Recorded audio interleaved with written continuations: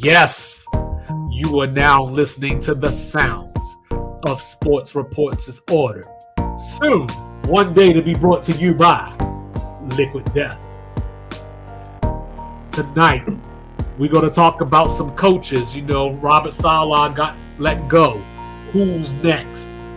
We're going to preview some NFL, preview some college football for you. Let's get the weekend started the right way. 2-5, you're unorthodox statistician, going left so much that you thought I was southpaw. And alongside me, I have the even kill, raised in Texas, born in VA, representing everything New Jerusalem to the point that he will not listen to anything else in the gym but Bon Jovi. He is Mr. Logical. And all he asks of you is do not bring feelings to a fact fight. Don't do it. And all I ask of you is to like, review, subscribe, share, rate, do all the free things. Do all the good things. Yes. So, you know, of course, this is my favorite weekend of the year. We got all the big college football games, you know, and when I say big, I mean big. These are like monumental games that are going to tell us about the course of the season. But first, you smell what I smell? Because I saw Robert Saleh unjustly get fired this week. You know, he was probably going to get fired anyway, but it didn't happen. It didn't have to happen now. It didn't have to happen in that manner. So we'll go with prematurely. Prematurely. You know what I'm saying? Like, nobody likes a 1-minute man. You know what I'm saying? But as we look around the NFL, we wanted to have a discussion, as Mr. Logical and I always do, to try to figure out who might be following him out the door. Yeah, we're not calling for anybody's jobs. Like I said, it's a lot. Oh, I am. It's a lot riding on like someone's employment. No matter how much money they get paid, whatever their profession is, however you feel about it. If you have a family and you're a coach in Minnesota and you get fired and you got to relocate your family from Minnesota to your next job in Arizona, that's a lot. It's a lot of movement, especially when these guys kind of get fired year to year. So well, the thing I hate about it is everybody else. Yeah, I hate it for everybody else, like the assistant coaches, you know, like people like that. That's who I feel bad for because, like, even with Robert Saleh, we talked about all the money that he's collecting in the next 2 years, so he'll be fine. Yeah, and I'm pretty sure his assistants probably have some kind of notable contracts, but they were probably riding this expectation that I'm riding with this guy.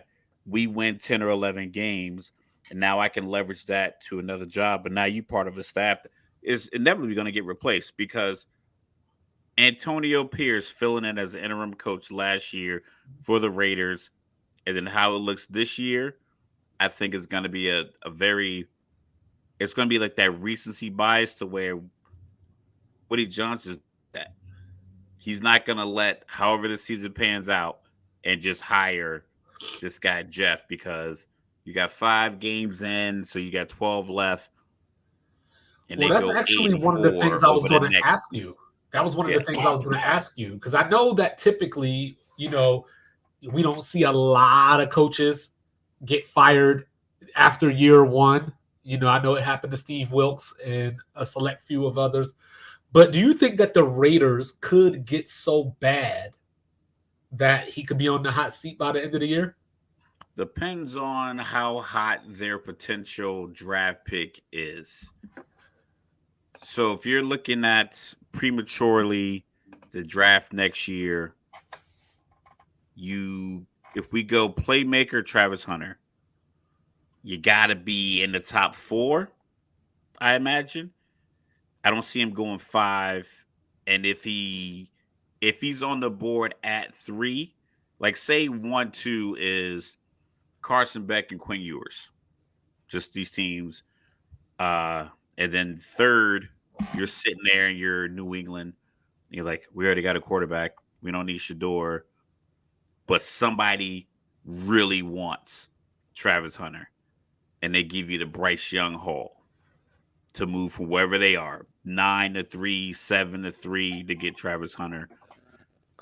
if you're not the Raiders, if the Raiders aren't in one of these positions just organically through wins and losses to get one of these top quarterbacks, then that's going to be the problem because Aiden O'Connell, I don't know how many games he can win you. Gardner Minshew, I don't know how many games he can win you. But if fuck around and win 6 or 7 games again, now you're 7-10, now you draft an 8 or 9.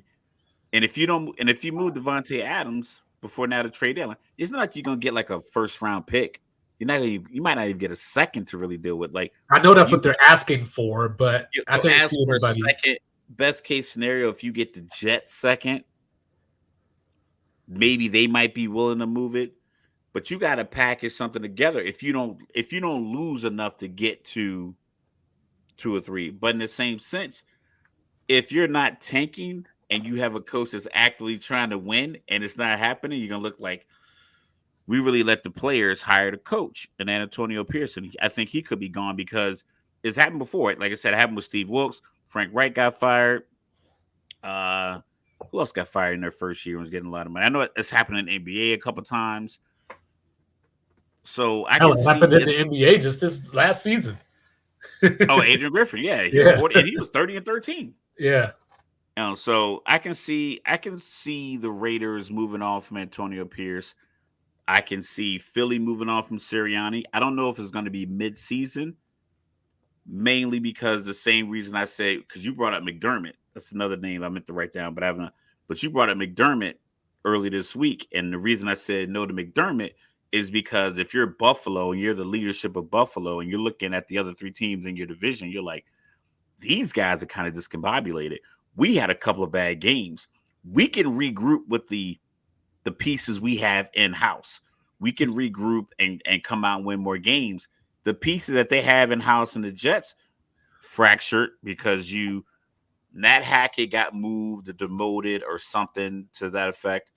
So I don't know how that's going to affect Aaron Rodgers. Then you move up a guy who is also part of the offensive coaching staff. Then you move up the defensive coordinator, the head coach. Then there's a rumbling that the owner didn't consult the GM before he fired the head coach. Right. It just seemed like a lot's going on there. Tua is probably ready to play. Like I'm still dying on that hill that their not unwillingness, their willingness to put Tua on the bench and IR and hold him out of games. I don't think that's because of his health. I think it's the media and public pressure in regards to his health. Okay. I think if he's ready to go, but they got a couple games where he can't play anymore. And then you got the New England who's like doing whatever. So I don't think they'll do anything. I think Philly's in that same boat.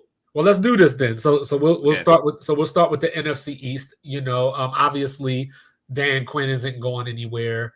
You brought up Sirianni already. This is Mike McCarthy's last year under contract, so it could just depend on how they finish. It's a tough road in Dallas, yeah. Yeah, it's tough because they've looked like crap all season, and of course Micah Parsons is hurt, DeMarcus Lawrence is hurt, Deron Bland should be back this week maybe. So it's hard to kind of gauge him because you have those type of injuries and you lost 2 offensive line pieces in the offseason, but it's the last year of his contract. You paid Dak. The lame duck coaches on the Cowboy staff is not a good look for Jerry. Because even Mike Zimmer, they brought in as defensive coordinators on a 1-year deal. Right. So it's like, yeah, like you couldn't give anybody a deal. So if you look at it from that perspective, I think Mike McCarthy, if his contract doesn't get renewed with Dallas, no matter what the result of this year is, the Jets are going to give him a phone call. Definitely, they should. But I don't know because remember him and Aaron had the whole, I forgot about Aaron, and he'll forget about Aaron too. Yeah, forget about that. Yeah, that ain't happening. Aaron's gone too. I mean, Jerry Jones might really try to bring Belichick in if it goes that route. The Belichick thing. Okay, I can't speak for a 70-year-old man, but my boy Dre, a couple of months ago, probably about, I think you might have seen it too. there was a message that was put out through AFPC, the Air Force Personnel Center, of they were trying to bring back people who have retired back on active duty. Yeah. And I looked at the list of jobs, and all the jobs that they were trying to bring people back were like radiology, air traffic control, all these jobs that you can walk from the Air Force straight out the door and get a good job. Right. Now I'm 43 years old. I retired 2.5 years ago. I have zero desire to put the uniform back on and do the work, especially because I'm still in the building doing contract work. So I'm getting my military connection. I'm getting my mentorship opportunities. I'm getting my leadership opportunities. I'm getting my time to converse and congregate with the military members, but I don't have the responsibility of like being on call tomorrow. Right. Bill Belichick is going to get that same thing. He's going to get invited to every show where you could talk football. He's going to go to every Manning. I think he's on the Manning thing. I know it might not scratch that same itch. He ain't a fan of Taylor Swift either.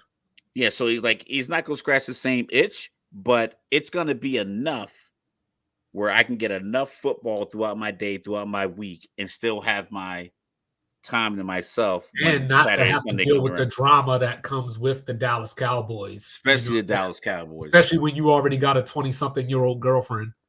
Yeah, so it's like, I love the point, but it's like, I don't love it enough to put the uniform back on and volunteer. I mean? Yeah, so I think Dayball is safe. I think he'll be fine. The Giants. I don't know if he's safe though. I think the Giants are playing hard. They just got that win in Seattle. Like they're in games. They're not like when you look at their losses.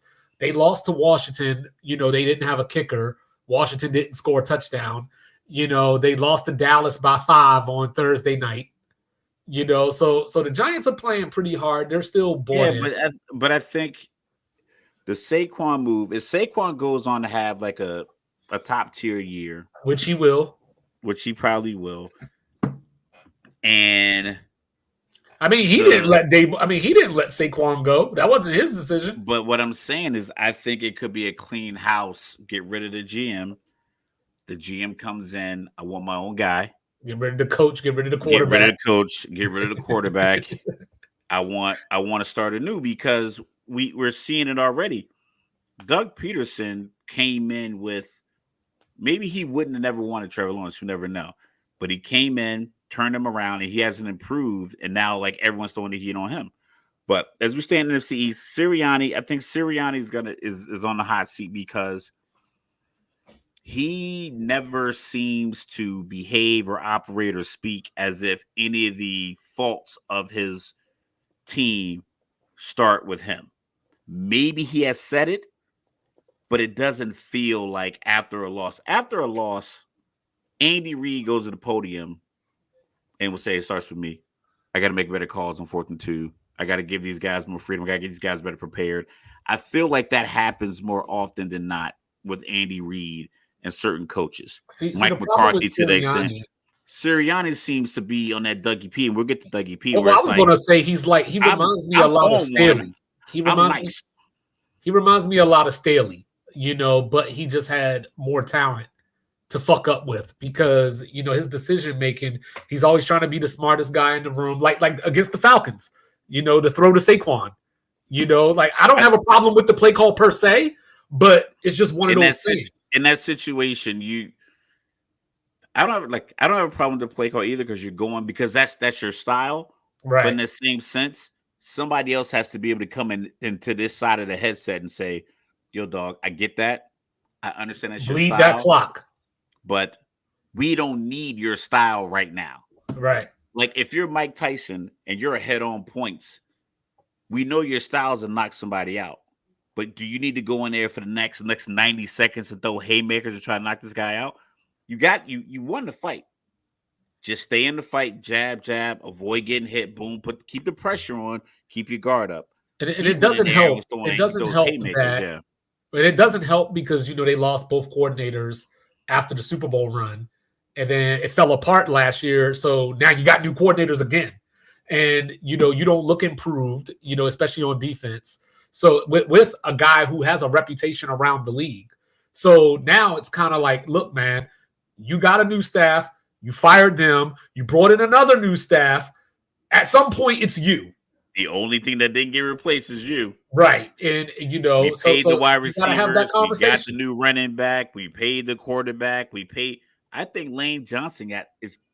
I think Lane Johnson got a $34 million signing bonus, either last year or this year. Some kind of way, no one's really talked about it, but I think he got an extension. It's like a 1 year, $34 million And I signing mean, bonus. and I think Sirianni could be gone even if they make the playoffs. And it looks like last year they don't necessarily got to get blown out, but just losing in the first round. Mollywop by Tampa Bay. Yeah, Granted, it was on the road. And then what happened, right? You just played Tampa 2 weeks ago, and Tampa stomped you again. Yeah, and Tampa they don't stomp people. It's not like you got stomped by Detroit. Right. Detroit has the aesthetic that we really, really play ball like that. We throw the ball down the field. We have Jameson Williams. We have the two-headed running back monster. We got the shifty guy. We got the big running back, and they both can make play. We're explosive. We're explosive at the tight end. So if you lose 28 to 10 to that team, it's all good. But if you get Tampa don't even run the ball. Tampa don't even try to. They don't run the ball. They don't do screens. They just like, Baker, what you got? I'm gonna throw 37 passes. We'll see if we can complete 19 or 22 of them. Bet. Yeah, let's go. So I think all the coaches for 27 yards. I think all the coaches in the NFC North are good to go. None of them have to worry about their job. Except for depending on how Chicago ends up. But I think like right now they're in a good place. The thing with Chicago, they need to probably replace their coach, and their wins are going to be fool's gold. Their wins are going to be a lot like those interim coach wins. They're going to get a team. They're going to win a couple of games this year because the starting quarterback doesn't play. Right. And they're going to win a couple of games where your own quarterback doesn't throw for 100 yards. Like you're not supposed to win an NFL game where your starting quarterback doesn't throw for 100 yards. But they won a game like that, so their record's going to be 9-8, and it's going to look like, oh, look what this rookie did. But you're going to look at some of the games where it's going to be like, oh yeah, the team had a punt return for a touchdown, a muff punt they got covered in the end zone, like little things like that. A couple of the Atlanta wins where it's like you could be 1-4 right now if two things didn't happen, but. Yeah, and down in the Big Easy, you had a spark when you started, but now you're just garbage. The Saints just like. They're going to. He's been on the hot seat since he took the job. Like we were surprised that he was even there to start this season. Does he get a pass? Well, because the division is winnable. Well, the problem is it started out like the division was winnable, and like nobody else in the division made if Carolina would have made a real move and gotten substantially better, I get that. Atlanta made a move with Kirk Cousins, but he's coming off injury. And then Tampa Bay kind of ran it back with the same squad. So if I'm the New Orleans organization, I'm like, well, it's not like we're competing with a new improved in like our division. Because like that's the first thing you got to worry about. Can we win our division? Okay. You win your division, 9-10 wins. You get a home playoff game. You do what Tampa Bay did last year. So, but if they would have made like some moves, like if somebody was like, if Carolina would have made like a Justin Jefferson trade and gotten like substantially better, if Atlanta would have done better in the draft where it was like, man, we might be behind the 8 ball, I would see like a serious situation with Dennis Allen is fired. But with losing his quarterback for the next 3 weeks, I think he'll be fine. Next few weeks. I think they've been wanting him gone, and he's going to be gone. And then I think the rest of the coaches in that division are fine. Todd Bowles isn't going anywhere. Raheem, you never know with Carolina, though. Yeah, this is year 1 for Raheem. This is year 1 for Canales. Out in the West, I'm always nervous that Sean McVay is going to take his ball and go home. I don't think he's going to get fired, obviously, and they have a lot of injury, and like not just injury, but they lost major cogs, both receivers, offensive linemen, like just some of the worst injuries that you could have on a team that is so timing reliant. And the guys who catch my slant routes and the guys who block the defensive ends so I can get the slant right off are all going, Yeah, so he's fine. Gannon looks like he has Arizona, being feisty out viable, there. So, Yeah, so he'll be fine. I don't think As long as he Shanahan's doesn't give any going more anywhere. speeches, he's good. Yeah. And Mike McDonald, this is his first year, so Yeah, so he's he'll be pretty fine. solid. He's locked in. So But take with it. that being said, I'm going to put trade watch on DK Metcalf. Okay. I just have like a feeling Hey, that Grub, throw it past the sticks, please. like You when he see was that? wearing it, because like I was driving down to VA last night to pick my pops up. He's downstairs watching, what he's watching on Fubu. So maybe I'll get him to come up. Nah, but he's chilling. He like walking upstairs anyway. So I was driving down to VA and I was watching a game on my phone, and I like having the games on sometimes, but I end up looking at the play, and now I'm in the other lane. So, like, you know what? I watched for a couple minutes. I stopped, grabbed some Hardee's / Carl's Jr., depends on what part of the country you're in. Watched a little Shout bit out to of it. Roy Rogers. You know what I'm saying? So then when he was in a headset, it was as if he was whatever message he was getting after that first drive. This is the first drive. It was like, I'm not trying to hear that shit. And like he ripped the headset off, and I was like, Well, that's what I was talking about. He put the headset on and got on with the offensive coordinator, and he goes, "Hey, Grub, throw it past the sticks, please." oh, that's what he said? Yeah, that's what he said. And so he's, I don't know though. Like I think that it's year one of a new system. I don't trust the quarterback to begin with, even though he passes for a lot of yards. But I don't know if I would trade him just yet. Because I mean, obviously Jackson Smith and Jay was probably the future. Tyler Lockett's getting up there in age now. So I would trade him before Devontae sets a trade market at third round for a disgruntled top wide receiver. Okay, I can buy that. Not because I don't like DK, but I figure like I'm just looking at it from a relationship standpoint. I don't know what else you have going on in Seattle that can turn that around. A bad couple of weeks passing the ball in Kansas City. I know you got Andy Reid, Matt Nagy, Patrick Mahomes, Kelsey, and if you're a wide receiver, yeah. I know like those four guys can talk to a disgruntled wide receiver and say, listen, this is what we're going to do to get you open. Right. Travis like, listen, I'm going to run more of these routes to eat the safety. You just got to get here, but you got to catch it when it get. I can see that conversation happening with like, even if Juju was still a top guy or she Rice is there or even Worthy, I can see those four guys really getting together and saying, hey, this is how we're going to get you more yards. Joe Burrow and Jamar Chase. Joe Burrow's like, listen, man, we've been doing this since 2019. This is what we do. I got you. Just, the plays. When I tap my helmet, I want you to do this. Right. I got you. I'm gonna feed you the ball. I'm gonna make sure you're happy. Fuck them not give you the check. I'm gonna make sure you're good. I don't know if Seattle has that same thing. The coach is safe, but it might be a situation where they might entertain that. How bad does New England have to be to fire one of their own in year one? Nah, I don't think, because they've already botched the quarterback situation. The blame can be placed at the feet of Bill Belichick, who's already kind of I'm trying to find the right word. There's already like a beef between him and Robert Kraft. So Robert Kraft can keep Gerard Mayo around, or Robert Kraft Jr., I guess is the son who's calling the shots, because you can lay the blame at the feet of Bill Belichick for leaving the cupboard bare, and you give Gerard Mayo 2 years to figure it out. The whole not playing Drake May because the offensive line isn't ready just doesn't, like, if that's a real narrative, if that's a real talking point inside the building, then I'm concerned about the whole coaching staff. Well, like, because you're still putting people out there. You're still putting either a bad line out there. Well, for me, that wasn't even receivers out there.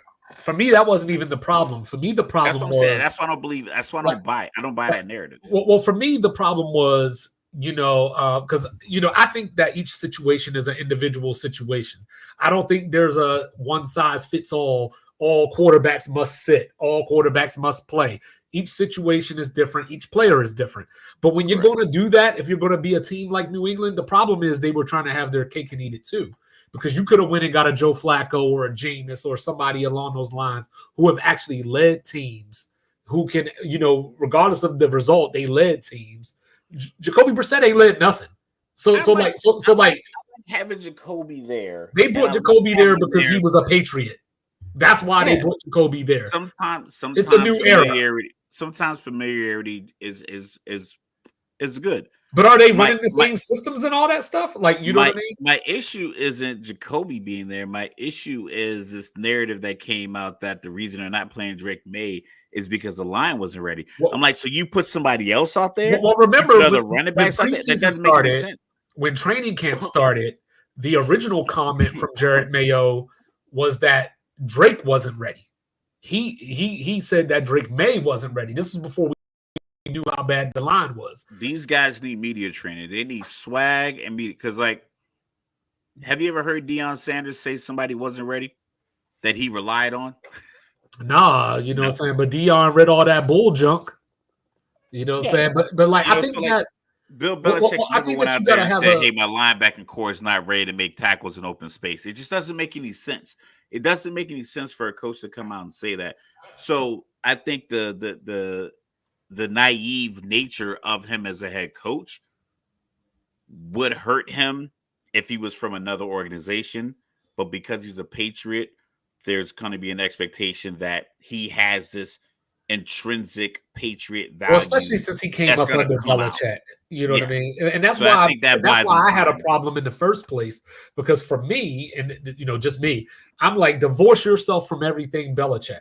You know what I'm saying? It's a new era. It's time to start over. I mean, he took down the do your job signs and came up with something else. And I get that. That doesn't seem like a big deal. We don't buy it. The fact that you had to do that and the fact that that was like news is evident that the hire, I didn't think the hire made sense because it's my old preference. I don't want to be the guy that follows the legend. Right. I want to be the guy that follows the guy that followed the legend. Mm-hmm. But because Belichick was so poor for the last few years, there should have been. They don't have any player on their team in the skill position that we thought about from either college or in the league as an elite person at that position. Right. It's like whatever they were doing to get Ayuk, they should have went harder. Like you don't have the leverage of being, showing people the helmet and be like, yo, Patriots.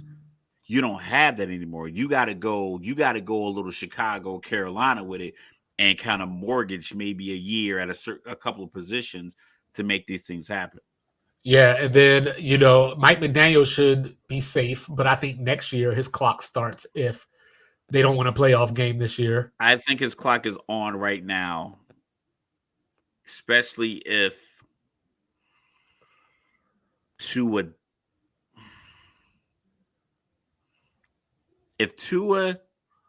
is for whatever reason forced to medically retire, I think they owe him like over $100 million per like the NFLPA and the CBA. I don't know if the Miami brass gives McDaniels another quarterback to mold. I mean, you could be right about that, but it's obviously not his fault. You know what I mean? Yeah, but you could be right about that, just how the business works. And yeah, it's like, you know what? But that's how I feel about McDermott. That's how I feel about McDermott. You know, this is year 8. You know, and I mean, McDermott is going to benefit because there's chaos. Better not lose to the Chiefs again in the playoffs. That's all I got to say about that. But and then the Jets are obviously, we'll see what they do with their interim. Down in the North, you know what I mean? Like, I think most of the coaches there are fine. I think it might be, depending on how the season goes, if it goes the way that I think it's going to go, I think it could be time for Tomlin and the Steelers to just break up. I think it's just time to break up. I think it'll be a part ways situation. Yeah, like even if they go down and I love Mike Tomlin. I don't mean it in a negative way. Like I don't mean it like, yo, Mike Tomlin, your time's up or anything like that.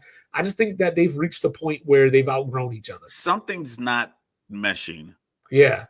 The draft picks that they get, I think they hit on linemen, linebackers. I think their free agent wide receiver, their free agent corner, like defensive back moves, I think those hit. The running back has been spotty. Najee Harris is just big. He's just a wall that runs into another wall. He should be doing. I know he ran for 1,000 yards last year, but it should feel. You should feel like Derrick Henry is wearing 22 coming at you when you see Najee Harris, and it feels a lot like DeAndre Swift. It feels like the current version of Zeke. Yeah, it's just like you should look across the. You should, if you're a linebacker, and the guy who's about to get the ball is your size, you should feel like this isn't going to go well for me. But he doesn't hit the hole effectively enough to the point where he's bouncing off of his own offensive lineman, and you come in and make a good tackle. You look like you made a great tackle, but really, he just didn't come. He should make his cut and be in a hole. So I think some of the offensive skill players that Tomlin has drafted, signed off on drafting, agreed to drafting, ran into coaching. I think the lack of production from those positions was going to hurt him. Kenny Pickett really. George Pickens is out here lost like Q. Where Q at? You know what I'm saying? And then, I think Stefanski is fine, even though Cleveland's falling apart. Like you can't take last year away. Cincinnati, depending on how that goes, like I think Zach Taylor is fine, but they're 1-4 now. They keep losing these close games. So let's just hypothetically say the Bengals finish 6-11. Like that could be troublesome. I don't think that's going to happen. I think they'll get to 7 because their schedule eases up. They get the Giants this weekend, Cleveland next weekend. So you might start to see the Bengals string some wins together. But now it's going to be coming down to those games like Philadelphia. Every week is, it's a challenge. So even if they try to go on a run, it's still going to be that game inevitably where you like. Well, they're the reverse of the Steelers. You lose 15-12 just because it's just one of those games. Well, the Bengals already had so many bad games. Yeah. Well, the Bengals are the reverse of the Steelers. Like the Steelers' offense gets stuck, and every game is going to be 16-13, so on and so forth. Whereas the Bengals have the other problem; they can't stop anybody. So even a team that they should beat, they might lose 30-28 just because they can't stop anybody. And the thing about it, they were corralling the Chiefs. Patrick Mahomes couldn't do anything against Cincinnati. That was this year. It wasn't like it was last season. That was last month. Styles make fights. It's October 11th, a month ago. I was like, damn, they really about to just give Kansas City this L. And it was like, nah. And they've been giving up. Jaden Daniels was out there like it was LSU versus SMU. Know what I mean? But yeah, I think everybody in the South is fine, minus Doug Peterson. Doug Peterson's going to be out of there, especially if they lose this weekend. They're going to be sitting at 1-5. There ain't much justification. I mean, you could say what you want about Trevor Lawrence, but being 1-5 with the guy that was drafted to be your franchise and where we are, like if this was year 2, okay, year 3 maybe, but we're 5. Years in, almost 6 years in. And I remember early this year when you were bringing that up, my argument to counter your point was they just gave Trevor this contract. Do you really want to start over? But if you think it just depends on where you get your new coach from. A healthy Tua and Mike McDaniel were a formidable opponent. As long as it wasn't December or January. As long as it wasn't less than 48 degrees. But, 49 and up, they was 50, I think it was like 51 and up. Tua was balling. Tyreek Hill was balling. That chilly breeze came and through. Here we go. Whatever We're halfway river there, or lake. Logical. We're halfway there. We got Dodgers-Mets coming up. Can we get Dodgers-Yankees like everybody else in America but me once? Listen, I'll take Mets-Yankees. I don't want that either. I'll take Dodgers Yankees over Mets and Yankees. I'll take Mets Yankees just so I can get all the games in the city. So if I do want to go to the city, it's the games there, and one of either in Flushing or in the Bronx. So because I've never been to Flushing. I've been to a couple of games at Yankee Stadium, and I know how to get there. And I imagine. Can I ask you a quick question, real quick? What's up? How do you hold the ball for 13 minutes and 28 seconds of a quarter and score 3 points? Because your quarterback is afraid to throw the ball in the end zone. You know what I'm saying? So Maryland was down 17-0, starting the fourth quarter, 17-10, Northwestern. Utes and Sun Devils just started. All right. So, then finish it off with the AFC West. I think everybody's safe there. Antonio Except for Pierce might maybe be. Pierce. We talked about Pierce that might be already, honest. though. I don't know Yeah. what his deal is as far as like his money. But I do know the math that if you are a billionaire, that is $1,000 million checks. So if Antonio Pierce is owed $50 million and Mark Davis has $1 billion, Yeah. he still will have $950 million checks if he gave Antonio Pierce 50. So I don't think it's gonna hurt him that much if he had to break him all 50. Especially if they're done paying Gruden. If they're done paying Gruden, then I'm pretty sure they wouldn't mind firing him. Because it's the same thing that the Jets are gonna go through. It's like, don't hire this guy no matter how he finishes the year. Don't It looks hire him like as your coach. they gave him 3 years, but I can't find the money. Pierce only got 3 years? Yeah. Oh yeah, he don't have long then. Yeah. All right. Well, he did that 10-year with Gruden, so all right, well, let's get to it, Mr. Logical. I know you got to get up out of here soon, so let's just hit it and go. This is Show Improve. Show Improve means Jaden Daniels, it's time. You're going up against the guy that everybody's comparing you to. You got people like 2-5 talking about you're going to be the quarterback that Lamar Jackson is supposed to be. So here we are, Mr. Logical. Can Washington go into my hometown and put the Ravens in their place?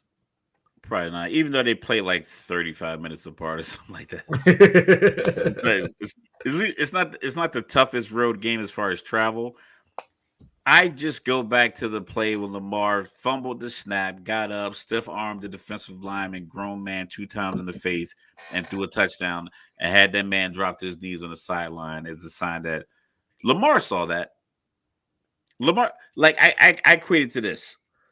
You know how if back in the day, long time ago, we was in these streets, and you go out and you see a bad chick by the bar, and your boys is like amping you up because you try to holler at another girl earlier and she played you, and you see a bad chick and you go over there, you get at her, and she's feeling you, and then everybody's coming around seeing you at the bar with this baddie, and you like, oh yeah, I'm back. Like I thought I lost it because I was getting played early, my boys was clowning me. Now I'm back at the bar. She's laughing at my jokes, hand on my chest, buying me drinks, whatever it is. And you feel you like, you know what? That's the moment you snap back into it. That play said, Lamar was like, I'm that. I'm the guy that you create on video games. I did that in real life. This grown man just dropped to his knees 8 yards in front away from me. The chain gang is giving me high fives on the sideline like I'm it. And Jaden Daniels probably feels the same way Lamar was like on that trajectory. But Lamar was like, listen, man, I get it. But what you're doing, I've done times 10. So I'm gonna go with Baltimore because I think they got their swag back. I think Cincinnati's falling apart. I think Cleveland's falling apart. I think Pittsburgh is gonna kind of come back to the mean, as you like to say. Pittsburgh is a 9-8 team. I got Baltimore as your 12-win team as the season goes on. And I think it's because, like I said, when they ran the ball with Derrick Henry stiff arm old boy from the Cowboys and just kept running, like you just hit a grown man who gets paid to tackle people. You slapped him like a child in front of people. His family was probably there, was on national TV. And you just push him into the ground. And then the following week, Lamar stiff arming the hell out.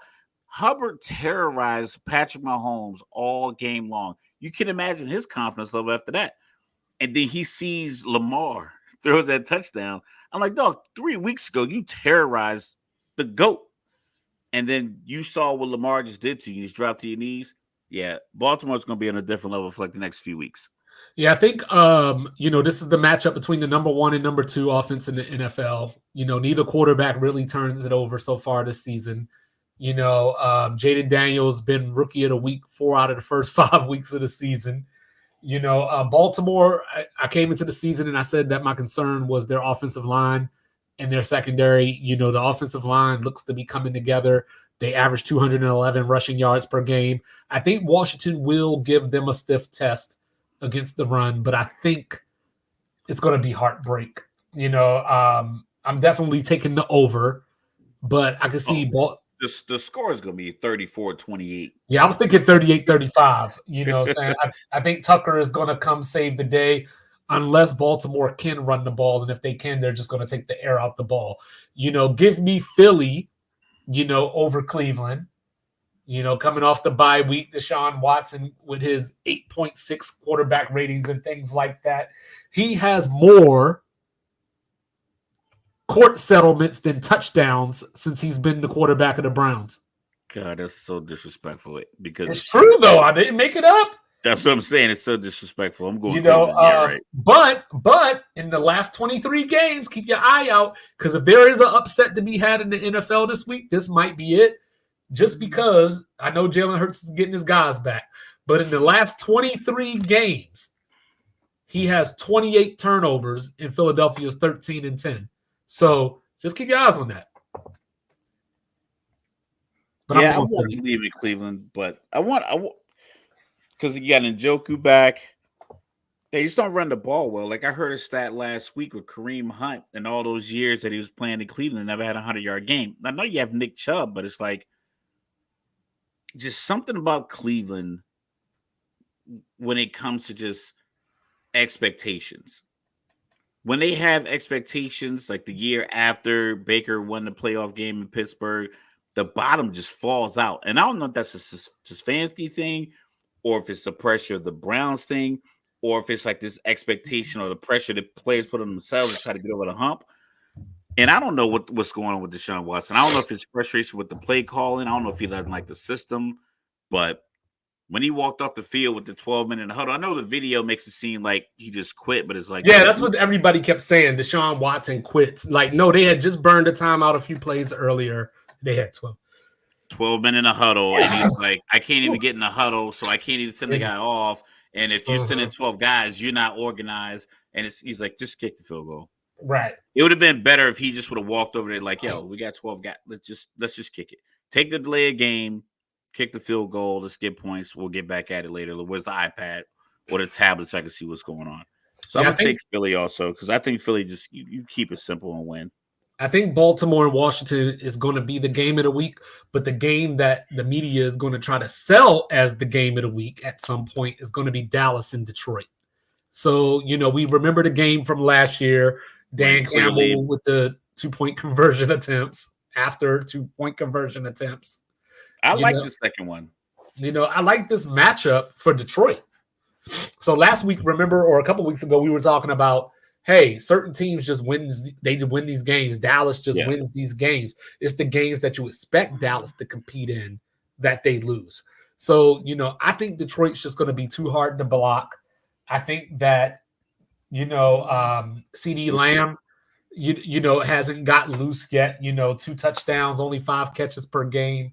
I just think Detroit's too good. They're coming off the bye week.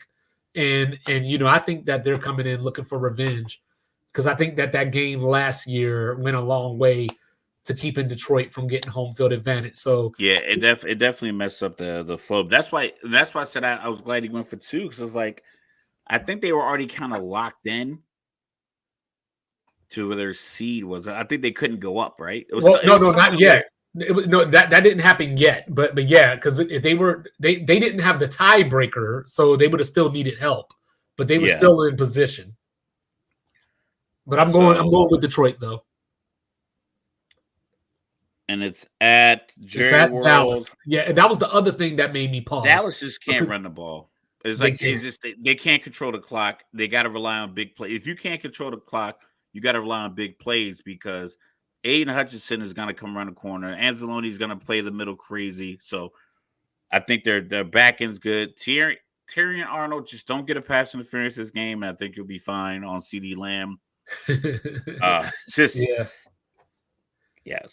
was hard for me because we know how Dallas performed at home last year. They've already lost their first 2 home games, so it was one of those things where I was in my own head, like, can they really lose their first 3 games? They don't run the ball well. I know. They don't run it effectively. They don't run it often enough. They don't have, and it's like with Baltimore when you talk about running the ball. Yeah, you can turn around and give it to Derrick Henry. So it's like, run the ball. San Francisco, you have a great scheme, run the ball. Even Seattle last night, Geno threw 52 passes. It's like, yo, run the ball. You have talent at the position. I don't think Dallas does. So, like I Facts. said, you got to win with big plays, and Detroit is a more of a big play threat than you are. Facts. And then Jacksonville is going to their home away from home. You know, they got the Chicago Bears coming in across the seas. I'm going with the Bears. Ugh. I was thinking that too, but I just don't like the way Caleb Williams throws passes when the wide receivers are wide open. Mm-hmm. Jaden Daniels, who's number 2 for Washington, the wide receiver? Number 2, that is De'Ami Brown. Okay. That pass he threw to him, right corner of the end zone, back foot, let it go, took a hit. It felt like a football play. I've watched Caleb Williams throw some passes to DJ Moore. DJ Moore's wide open, and he's reaching like this. And sometimes he's got to wait, too. Got to wait. So I'm going to go with Jacksonville. I just feel like I don't know. I just feel like well, Caleb Williams he's out here playing, blackjack, hitting on 16, getting a lot of 4s, and it's like, man, eventually you're gonna get some kings. And you're gonna bust. Well, 2 quick keys to the game. If you can make it to the red zone against Jacksonville, you will score 20 or 71% of the time. The Bears have not given up 21 points in their last 11 games, but they are missing Jaquan Brisker, so that could be a big loss for them. So let's go to Lambeau Field. I am taking the Packers over the Cardinals. I just think it's rough for the Cardinals to go to San Francisco and Lambeau back-to-back. I'm going to ride the hot wave of Arizona and the fact that Jordan Love's going to give you 3 opportunities to get interceptions, and you might capitalize on 2. Kyler Murray's the equalizer, right? It depends on when you throw it. You might be able to take it to the house. Did you see his Will Levis impersonation to avoid the safety last week? Oh, Kyler? No, Jordan Love. The pick 6 heard around the world, but it might have been the right play, though. I don't know, but it just reminded me of Will Levis when I saw it. My other question about Arizona is teams like that, how do you handle prosperity? You come off that win against San Francisco, people looking at you a little bit differently. How do you respond the next week? I think people are still looking at them like, all right, that was a good win. Well, I'm looking at them like they're cool because I had them finishing ahead of Seattle anyway, so I'm loving it. So, like I said, I think Jordan Love's he's averaging the most touchdown passes per game per quarterback on average. Yeah, look at all them picks too. He's also leading the quarterbacks in interceptions per game at 1.7. So but yeah, I'm gonna go with. If we round it up, it's looking like 2 picks to come in Arizona's way. Yeah, for this next game, I'm just gonna say, Godspeed, Drake May.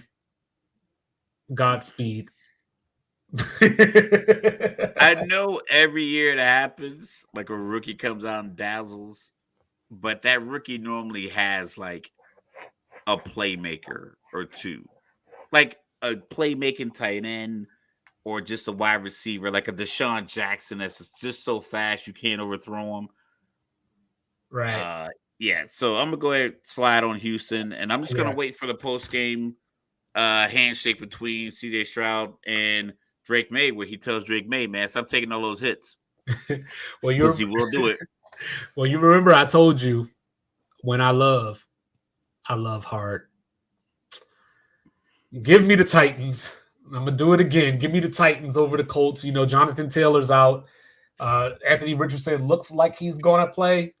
So hopefully you'll love this. Hopefully during the bye week, Tennessee worked on some plays to get Calvin Ridley open because he only has 9 catches on the season so far after that contract that they gave him. So, $25 million.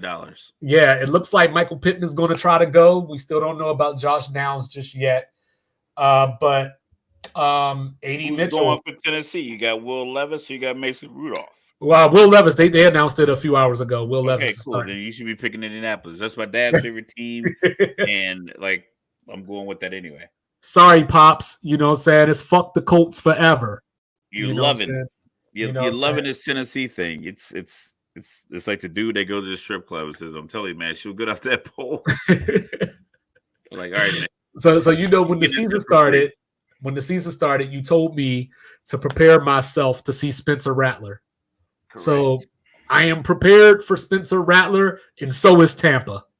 Oh yeah, he's absolutely gonna torch Tampa Bay. No, No, I just think Baker is just playing but Baker's playing like a playmaker. you He's know, playing like a white Patrick Mahomes. so the biggest over under I got is 3. That's the number of fights between Lattimore and Mike Evans. Over or under. Fights that result in flags or just just whatever. Just whatever. Well, he probably gonna shut him down. If you want to make a touchdown bet, I would go with Godwin. Because Lattimore seems to frustrate the hell out of Evans. What up, Lethal? You know what I'm saying? Yeah, like yeah, I agree with that. You know, Bucky Irvin's got to get involved, but they don't need him this week. So the hardest game for me to pick of this week, the hardest game of all the games on the schedule for me to pick this week, Chargers at Broncos. Do it. I have no idea who's going to win this game. I wanted to pick Denver just because they were the home team. Then I was like, hey, Joe Alt is hurt, but then it's like, oh, Joe Alt is playing. But Rashawn Slater's hurt, so is he going to play? Denver, 3 straight wins, you know, fewest points allowed, you know, 3rd most sacks, highest blitz rate in the league with a quarterback that's nursing a bum ankle. But I'm going to trust Harbaugh, and I'm going to go with the Chargers. So you're trusting that coach quarterback combo versus the Denver coach? No, I'm just trusting the coach. It don't got nothing to do with the quarterback, just the coach. So if we go coach, you give the edge to Harbaugh. Yes. If we go quarterback, you're giving the edge to the Chargers. 3-2 because of their defense, Lethal. And Sean Payton is a good coach. He's just not the savior that everybody else paints him out to be, or that the media. Sean Payton's not a good coach. He's not a good coach? Nah, because he wouldn't be arguing with his quarterbacks every single week, win, lose, or draw. Hey, I think he liked that though. I think he liked Bo Nix giving it back to him. You know, I think it kind of turned him on, and he was like, "Yo, I want to get back out here and coach some more." Like, I think that was a good thing. I think it's fraudulent. I think he thinks he's Bill Parcells because they share a coffee, and I don't like him. I don't think he's a good coach. I simply don't. All right, Rob Parker, coffee in a sweet roll.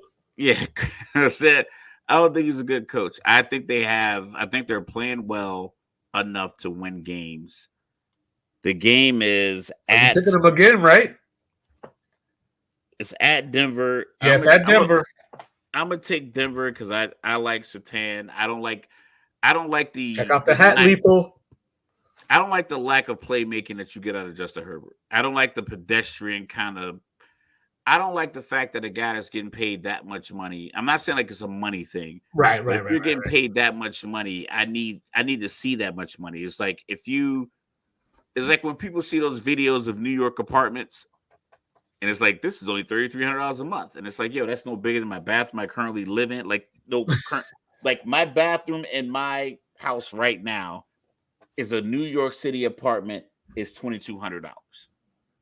Like, when I see that, that's what I see when I see Justin Herbert. Like, yo, you're getting that much money and you haven't thrown for 200 yards yet. I don't think he's thrown for 175 yet. Well, they've been running the ball effectively. Yeah. Jaden Daniels. And they don't have any receivers, remember? Listen, throw it to an eligible tackle. Get some yards. You haven't thrown for 175 yet? In the game that only 2-5 cares about. Somehow, don't ask me how, the Raiders ended up in the game that I care about 2 weeks in a row. But I care about this game because we were talking about the Steelers earlier and the whole, they keep everybody in the game. You know, Aiden O'Connell getting the start now. Not Max Crosby. Christian Wilkins out for the season now. So, really? You know, yeah, it was IR, but they upgraded it to he's out for the season now. So the key to this game. So the Raiders are tanking. Probably. But the key to this game is simple. Max Crosby or TJ Watt. Which one can get home more than the other? TJ Watt. You know, and the other part of this is, like I was telling Uncle O the other night, you know, you should have been there. He popped up on the hot box 2 nights in a row. Like, Uncle's addicted to the podcast now. But But you know, but He as I likes to was talking yell to at him, us and shit. He's just like, I'm following everywhere. Just yell at him. well, as I was talking to him though, like, you know, we both made the point of, you know, this is just one of those old school NFL rivalries. The fans hate each other. So the Steelers are going to get a good shot from the Raiders. Now, whether the Raiders can, you know, keep it up for the rest of the season, but they're going to give the Steelers their best shot. But I'm I going to don't go think with the so. Steelers. I don't think so at all. I think it'll be a low scoring game, but I think Aiden O'Connell is not a starting NFL quarterback. You don't know that. This fuels the Cam Newton argument when he says there's not 32 guys better than me. That's the guy he's talking about. Like, Aiden O'Connell today is better than Cam Newton today. Negative. It's true. Negative. It's Negative. true.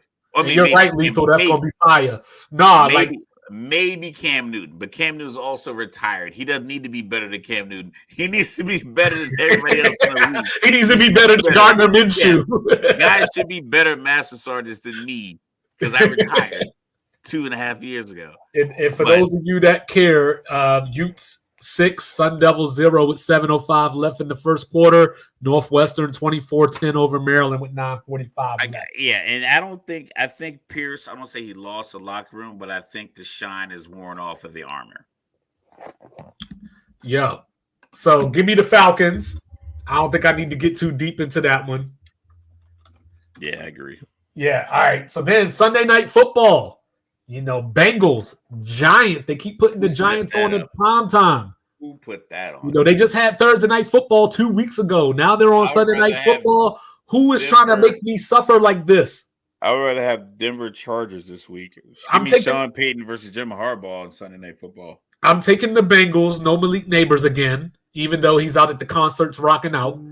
You know, but I'm gonna take the Bengals. But I am going to take the Giants to make this uncomfortable.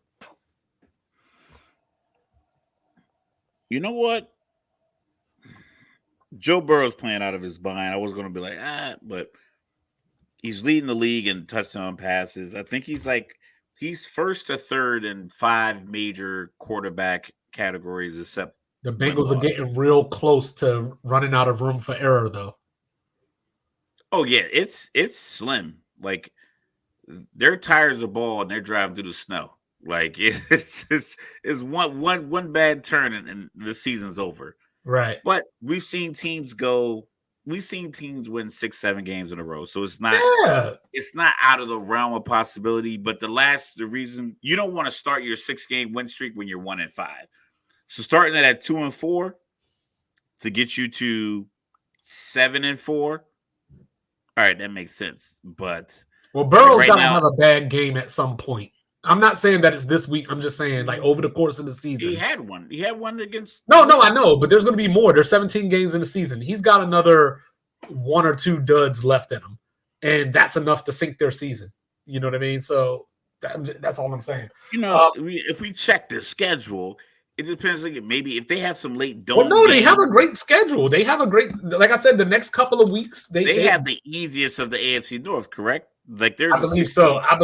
But if you just look at the next couple of weeks itself, right? Just the next couple of weeks, you got at Giants this week, at Cleveland next week, home for Philadelphia, home for the Raiders. So right there, you could go 4-0 right there. Potential Giants, Browns, Eagles, and Raiders. You could go 4-0 right there. 5-4. Then you go to Baltimore. Then you go to the Chargers before the bye week. You come off the bye week, home for Pittsburgh, at Dallas, at Tennessee, home for Cleveland, home for Denver, and you close at Pittsburgh. So that's where it gets a little funky. They can't go 1-5. That's what I'm saying. They lose the Giants this weekend, it's over. That means they have to go, without a doubt, 9-2 to make the playoffs. To feel good about it. Maybe 8-3 could do it, but to feel good about it. Yeah, you got it. Yeah, you got to go 8-3, 9-2 with limited confidence because you're coming off of would it be a 3-game loser streak at that point if they were to go to 1-5 this week? Yeah. And then I'm going to just go ahead and say this. I know you disagreed with me earlier, but if the Bills lose this game, I ain't going to be the only one thinking that Sean McDermott's on the hot seat. You know, Josh Allen in his career, we talk about his record against the Dolphins, 12-2 and all that. Against the Jets in his career, 12 touchdowns, 11 interceptions, to include losing last year on Monday Night Football when Aaron Rodgers got hurt and he threw 3 interceptions. Man, just run the ball, keep the ball. Well, James Cook might not play. I don't care who. Put goddamn Deion Dawkins, your left tackle, out there at fullback, and give him the ball. Just keep the ball out of Aaron's hands, because if you do that, Aaron's going to press when he comes back out. The offense is going to look is a revamp for the Jets. People moving, and this as the thing. All the moving pieces as far as coaches.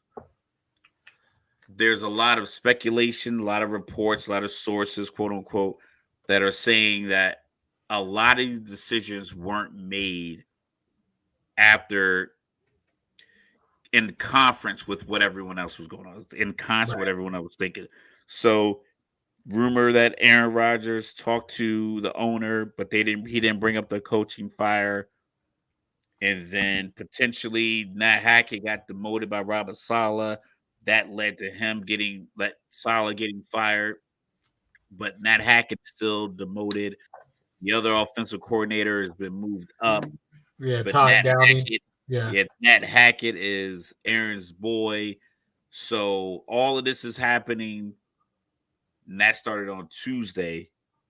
We're about to roll into Saturday, and it's like more information coming out that the owner didn't consult the GM.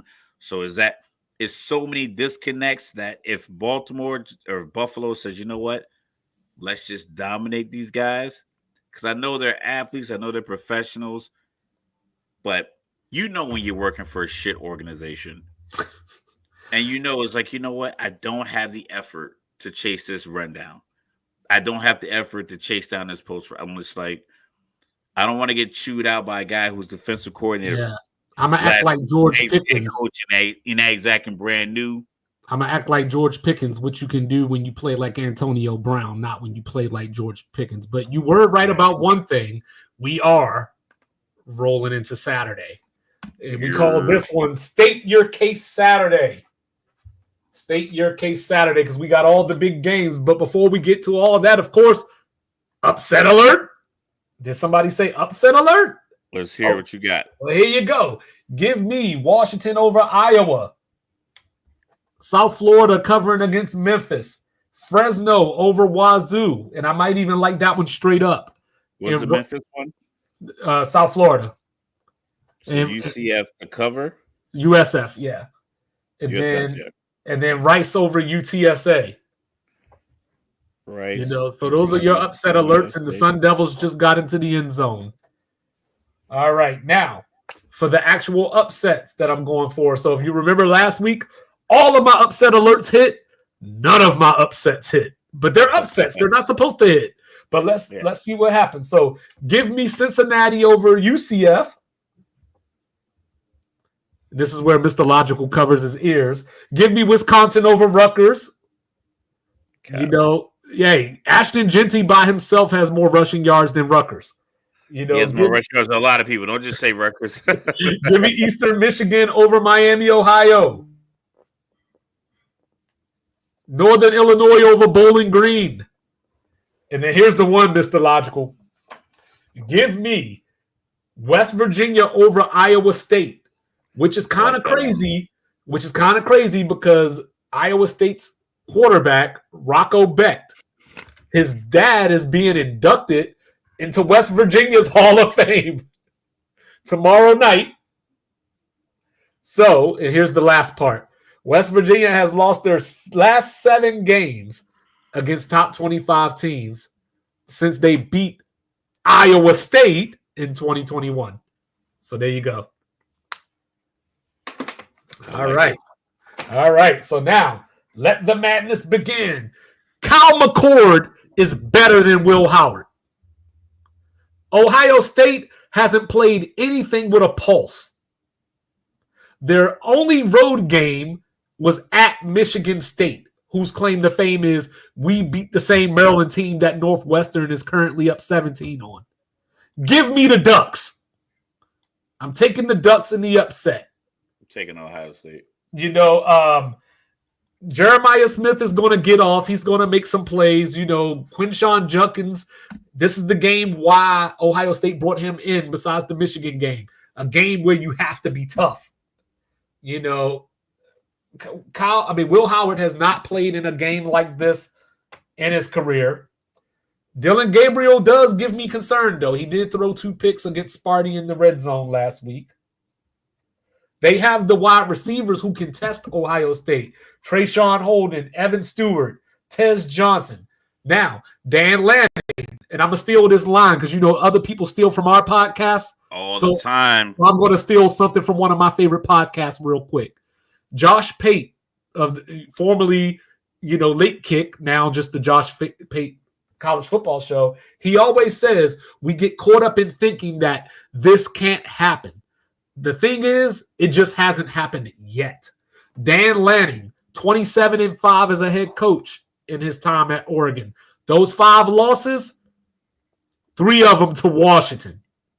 Michael Penix. One of them, the big 49-3 ass kicking that they got against Georgia down in Atlanta, and they lost a rivalry game to Oregon State. So I say that to say, they say Dan Lanning can't win the big game. No, he just hasn't won it yet. I think the depth, the power, the size, the 5 and 4-star recruits, in the NFL talent that you're gonna float out there. Granted, it's on the road. It's at Oregon. I just think Ohio State just has. He's out there somewhere, just let it go kind of players. And their quarterback is like, he's out there somewhere, I'm just going to throw it. Mm-hmm. And you see how quickly that could turn one guy out of place and Mbuka. Yeah, Emeka Mbuka. Mm-hmm. Emeka Mbuka, touchdown. Jeremiah, if you don't have safety help and he plants that foot and he runs that post route, and you're done. And I think, and that's the thing, is like, if that happens 4 times, Ohio State can get 3 to 4 touchdowns out of it.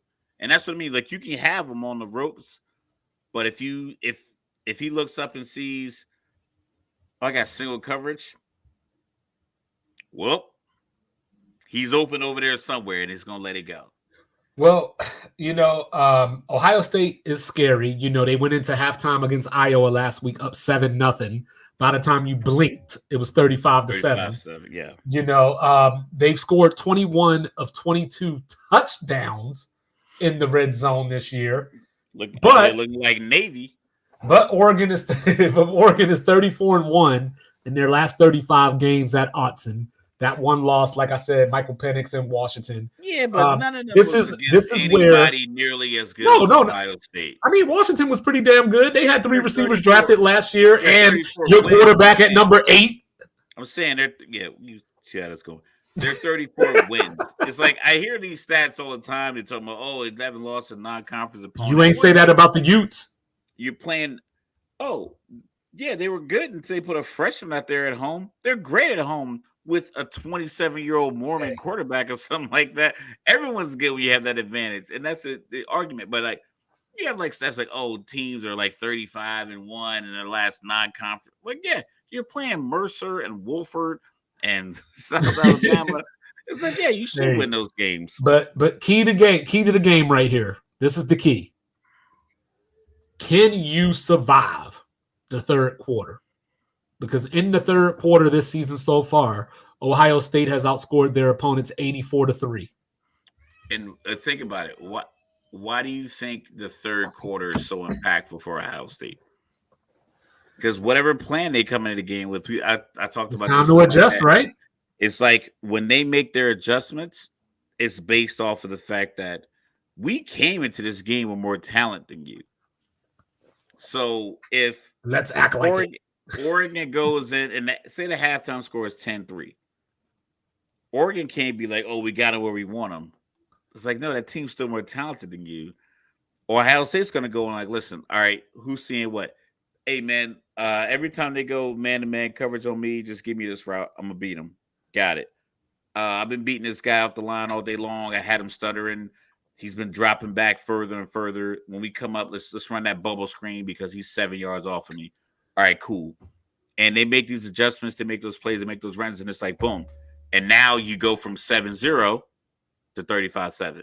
Yeah. I think that's how they get those leads. So 30-10 Northwestern. 30-10 Northwestern, and Maryland just threw a pick. Utah's punting 6-6 game. Arizona State missed the extra point. We got a minute left in the first quarter. They kicked from the 3-yard line. Did they get blocked? No. I can make that. So then, of course, we got the Red River Shootout. We don't call it by any other name but the Red River Shootout. No long drawn preview for this one. Michael Hawkins, replaced Jackson Arnold 2 weeks ago. Oklahoma had a bye week. You got some time for Brett Venables to devise his defensive plan. Quinn Ewers is back. Give me Texas. I am going to pick Oklahoma to cover the 14.5. This is going to be a low-scoring game. Tough. That's tough for a rivalry game. 14.5. Yeah, I'm going to call it 24-13. Oh, no. Texas put on more than 24 points. I thought it's going to be like a real shootout. And no, not at all. Oklahoma not going to be able to score. I thought you was going, if that's the case, man, I'm 34-14 then. Okay, fair enough. I got Texas beating the brakes off of them. Number one team in America. All right, now give me a second. I'm gonna reiterate some things that I said last night on 2-5 Daily real quick. All right, let's hear it. James Franklin, you are on the clock. All I hear from Penn State is, we are. You are what? Are you Michigan's peer? Are you Ohio State's peer? If the answer to that question is yes, your 3-17 record or your 3-17 record doesn't prove it. But now's the time. You got the best defense in the country by my money. USC is nothing more but the new Oklahoma. So Lincoln Riley should be hearing some hot seat as well. Not for real, but just because he's at USC and their expectations.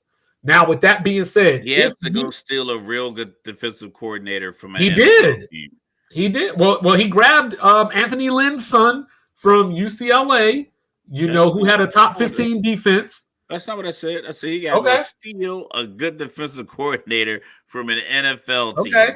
Because there's too much talent that comes through California to where you can have them shutting people down. Like, you got enough boosters. Call Reggie Bush, call Matt Leinart, call Pete Carroll. He owes you a favor.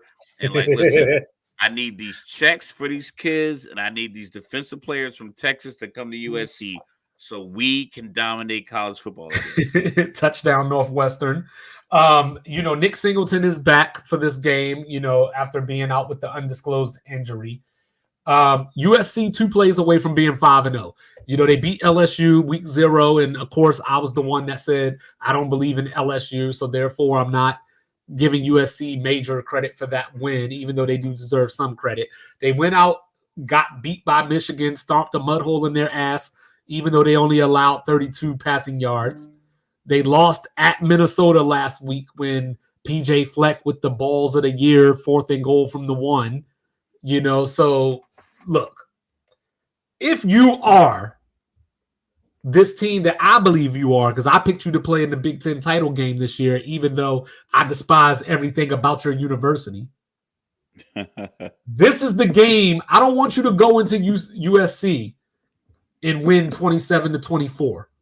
I want what Mr. Logical just said. Give me that 34-14. Absolutely. Make a statement. State your case Saturday. Show that you are. Penn State moves up the ranks based off reputation until they have to play Ohio State, Michigan, or somebody tough in the middle of the year. And they're number 4 right now, and they got Ohio State in about 3 weeks. Yeah, so if they win this game, I think Drew Aller is pretty good. I like what they're not throwing the ball down the field. I just don't think. I think James Franklin is one of those coaches that I think he has the personality, and I think he has the swag. But when it comes down to it, it's let's be as methodical as possible so we can win. And by the I way, just want to win this game. James Franklin is one of the rumored names if Florida gets rid of their coach. But we'll get to that in a second because let's go to the other. He'd be a fool and a half to take that job. Well, let's go to the other coach whose name is in the Florida hat. The one and only Lane Kiffin. Another fool. Going down to Baton Rouge for a nighttime game in a place that Ole Miss has not won since 2008. We're still waiting on word to see if Trey Harris, their best receiver, is going to play or not. If he doesn't, obviously that'll be a break for LSU's disgraceful secondary. Harold Perkins is out for the season for LSU. If we go back to last year, 55-49 down in Oxford, combined 1,343 yards in that game. Both teams ran for at least 200 yards. Ole Miss ran for 317. But the problem is Quinshon Judkins, as I mentioned, is up in Columbus. Brian Kelly has only lost once at Tiger Stadium. And he just happens to be 12-0 at night. And just in case you want to play some games and think I don't know what I'm talking about, the one loss was the Hendon Hooker. But anyway. Yeah. You know what I'm saying? As much as I don't want to say it, I'm going to take LSU to hold down the home field, especially if Trey Harris doesn't play. I didn't like Jackson Dart against Kentucky. I just felt like he looked a little disheveled, a little shambled. I'll say like home field advantage in college football is probably one of the greatest,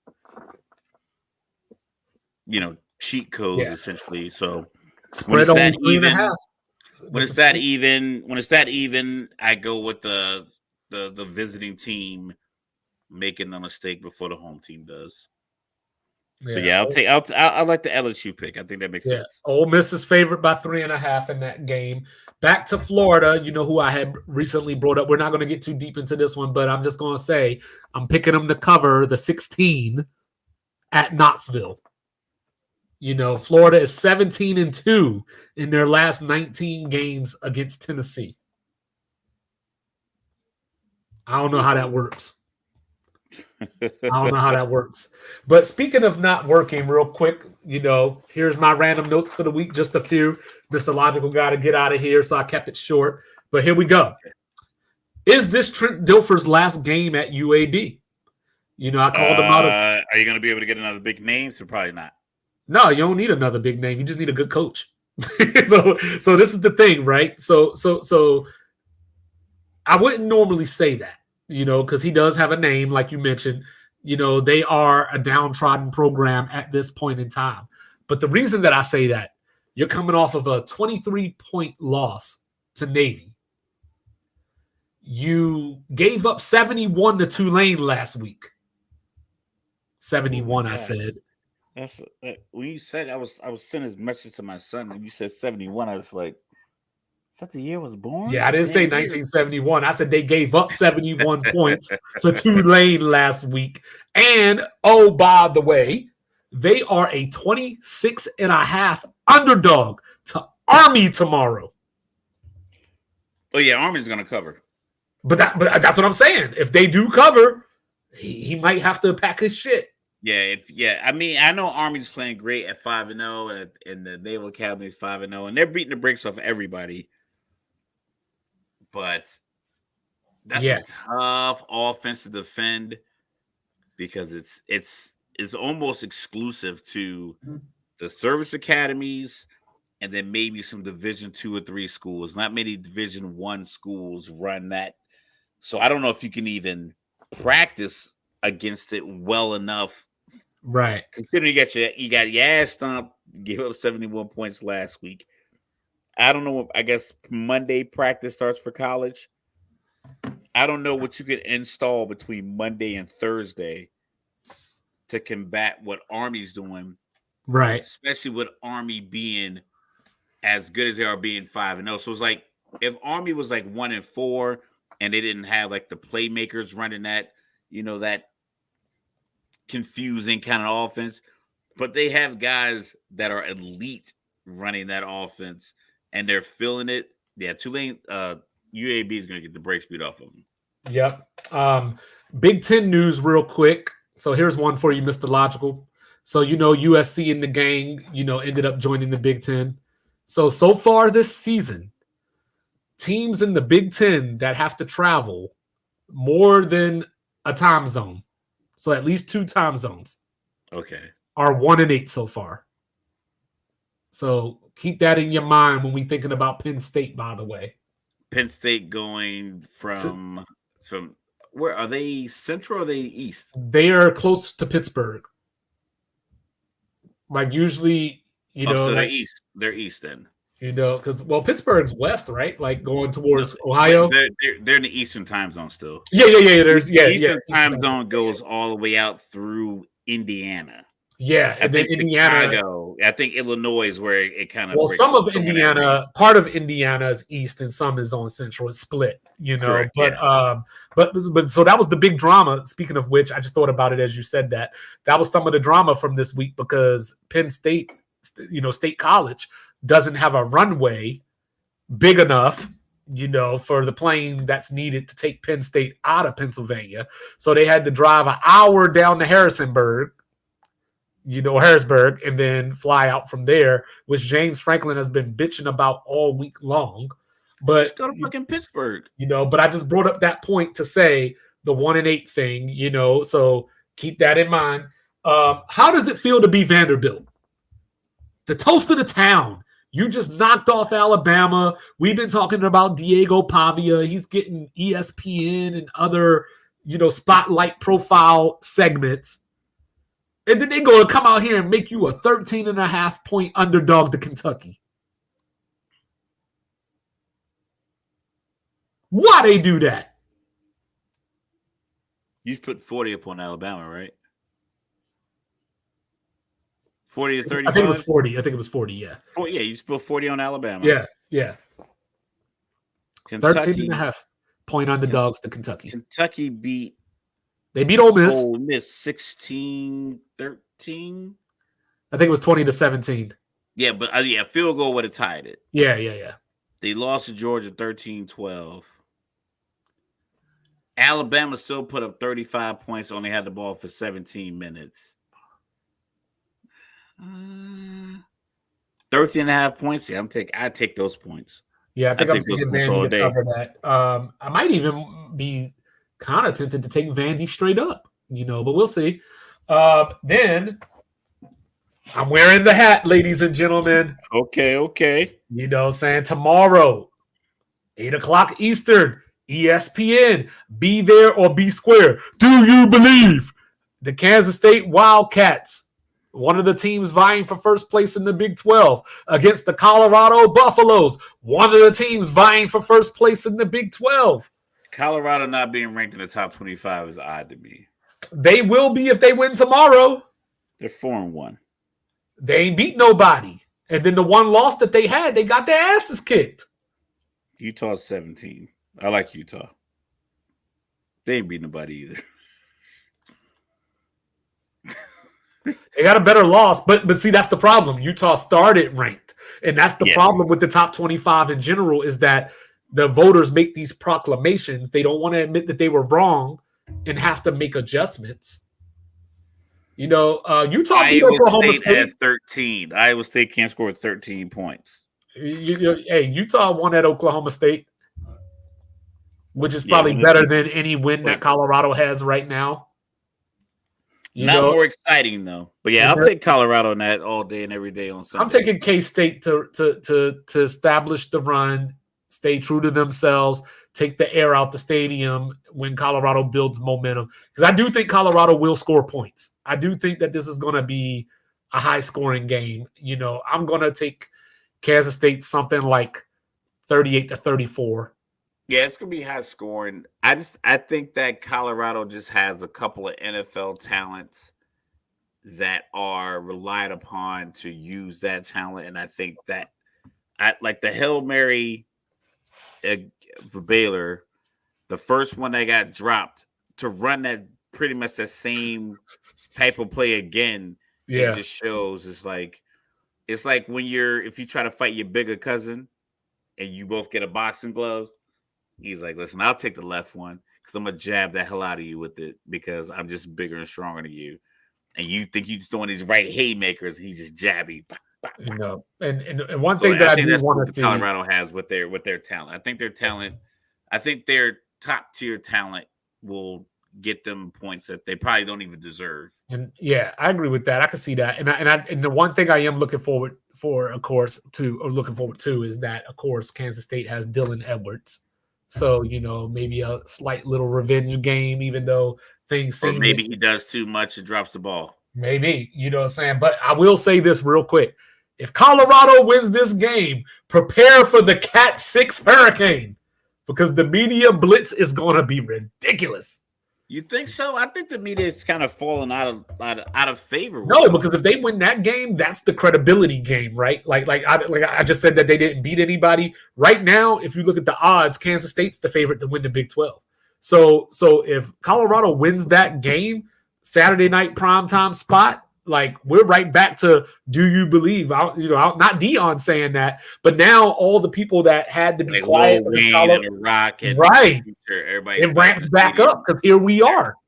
All these new rappers, and then they got Arizona next week. You know what I mean? So like, yeah, it's gonna get real. And then last note that I had that I wanted to share with Mr. Logical before we get out of here: the Pittsburgh Panthers, 3.5-point favorites over the Cal Golden Bears, coming in after that heartbreaking game against Miami last week. The reason that game stands out to me, Mr. Logical, is because if Pitt wins, they will be 6-0 for the first time since Dan Marino was their quarterback.